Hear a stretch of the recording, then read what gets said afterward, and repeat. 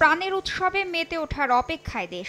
কদিন ধরেই ঢাকা বিশ্ববিদ্যালয়ের চারুকলা অনুষদে পুরোদমে চলছে সেই প্রস্তুতি। এবার আনন্দ শোভাযাত্রায় থাকছে ফ্যাসিবাদ বিরোধী বার্তা, তাই মোটিফে ফুটিয়ে তোলা হচ্ছিল ফ্যাসিস্টের মুখাকৃতি। তবে বর্ষবরণের শোভাযাত্রার আগেই মোটিফে আগুন দিয়েছে দুর্বৃত্তরা। শনিবার ভোরে দেওয়া সেই আগুনে পুড়ে ছাই ফ্যাসিস্টের মুখাকৃতি ও শান্তির পায়রা। খবর পেয়ে ঘটনাস্থলে গিয়ে আগুন নিয়ন্ত্রণে আনে ফায়ার সার্ভিস। শিক্ষার্থীদের অভিযোগ, মোটিফ দুটিতে আগুন দিয়েছে স্বৈরাচারীর সহযোগীরাই। আমাদের চারুকলার এখানে যারা ফ্যাসিস্টের সাথে সরাসরি নেতৃত্ব দিত বিগত দিনে, সেই সমস্ত শিক্ষকরা এখনও বাংলাদেশে জীবিত আছে।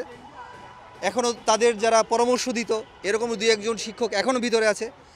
আমরা তাদেরকেই সরাসরি এটার পিছনে করি এবং তাদের পরামর্শে এবং ফ্যাসিস্ট সরকারের সহযোগিতায় এই নাশকতার ঘটনা ঘটানো হয়েছে। এরই মধ্যে ঘটনাস্থল পরিদর্শন করেছে বিশ্ববিদ্যালয় প্রশাসন ও আইন শৃঙ্খলা বাহিনী। তারা জানায়, পুড়ে যাওয়া মোটিফ পুনর্নির্মাণের পাশাপাশি আনন্দ শোভাযাত্রা যথাসময়ে হবে। কে বা কারা কি কারণে আগুন দিয়েছে তা খতিয়ে দেখা হচ্ছে। ওই জিনিসটা যারা লাইক করে না তারাই এই কাজটা করবে, এইটা একটা অনুমান নির্ভর কথা।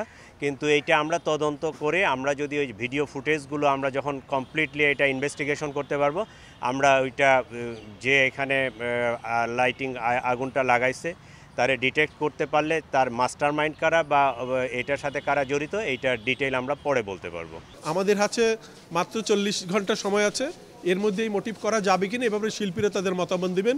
কিন্তু আমরা ইনশাল্লাহ আনন্দ শোভাযাত্রা হবে।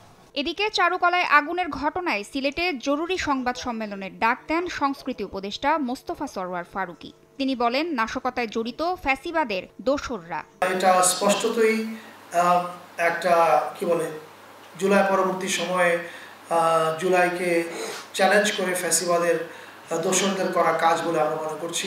নানান রকম মতামত থাকতে পারে, ক্রিয়েটিভ কমেন্ট, কিন্তু যখন এটা পুড়িয়ে দিতে যায় তখন বুঝতে হবে যে এটার পিছনে একটা সংঘবদ্ধ শক্তি কাজ করছে।